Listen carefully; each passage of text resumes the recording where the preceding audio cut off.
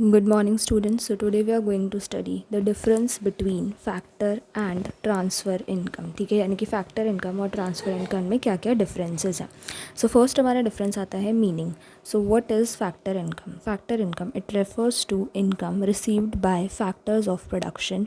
नाम से ही पता चल रहा है कि फैक्टर इनकम यानी कि वह ऐसी इनकम जो फैक्टर्स ऑफ प्रोडक्शन ने अर्न करी हो. ठीक है, so it refers to the income received by factors of production for rendering factor services. उसके बदले में उन्होंने क्या दिया? फैक्टर सर्विसेज दी. फैक्टर इनकम के बदले फैक्टर सर्विसेज दी इन द प्रोडक्शन प्रोसेस. कहाँ पे उन्होंने अपनी सर्विसेज दी हैं? प्रोडक्शन प्रोसेस में. ओके, नेक्स्ट इधर आते हैं. So transfer income refers to income received without rendering any productive service in return. ठीक है, यानी कि ट्रांसफ़र इनकम जो है वो ऐसी इनकम है जो कि आपको बिना किसी सर्विस रेंडर करे प्रोडक्शन प्रोसेस में ऐसे ही मिल जाती है. ठीक है, ओके. नेक्स्ट जो हमारा सेकंड डिफरेंस है वो है नेचर का. So factor income is included in both national income and domestic income. ठीक है, फैक्टर इनकम जो है वो दोनों में इंक्लूड करी जाती है. And transfer income is neither included in national income nor in domestic income. और ट्रांसफ़र इनकम को हम ना तो नेशनल इनकम में इंक्लूड करते हैं और ना ही डोमेस्टिक इनकम में. ठीक है, क्यों इंक्लूड नहीं करते हैं हम ट्रांसफ़र इनकम को नेशनल इनकम और डोमेस्टिक इनकम में? क्योंकि it is a receipt concept, यानी कि बस एक पर्सन दूसरे पर्सन को ट्रांसफ़र कर रहा है मनी और कुछ नहीं कर रहा है.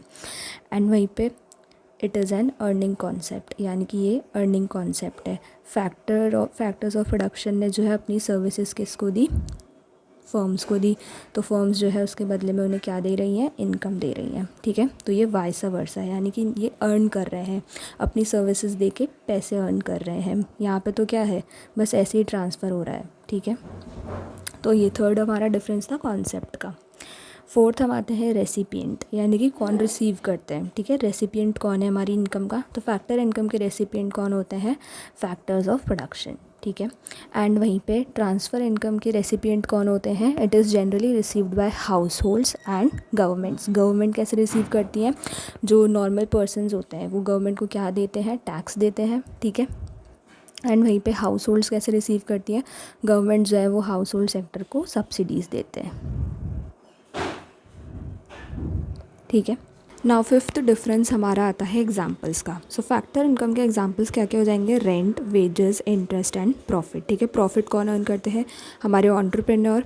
रेंट किसको देते हैं? लैंड को. ठीक है, वेजेस किसकी फ़ीस है? लेबर की. और इंटरेस्ट किसको मिलता है? जिसने कैपिटल इन्वेस्ट किया. ठीक है, वहीं पे ट्रांसफ़र इनकम के क्या क्या एग्जांपल्स हो जाएंगे? Scholarships, old age pensions, unemployment allowance etcetera. ठीक है, सिक्स्थ हमारा डिफरेंस फिर से कॉन्सेप्ट का आ जाता है. आप चाहे तो उसको कोई और नाम भी दे सकते हैं. So factor income is a bilateral concept, two sided concept. ठीक है, अगर जो फैक्टर्स ऑफ प्रोडक्शन है वो अपनी सर्विसेज दे रहे हैं फर्म्स को, तो फर्म्स भी उसके बदले में उनको क्या दे रही हैं? इनकम दे रही हैं. ठीक है, वहीं पे जो ट्रांसफ़र इनकम है it is a unilateral concept, यानी कि वन साइडेड कॉन्सेप्ट है. यहाँ पे सिर्फ एक जना दूसरे इंसान को ट्रांसफ़र कर रहा है, दैट्स इट. सेवेंथ आता है प्रोडक्टिविटी.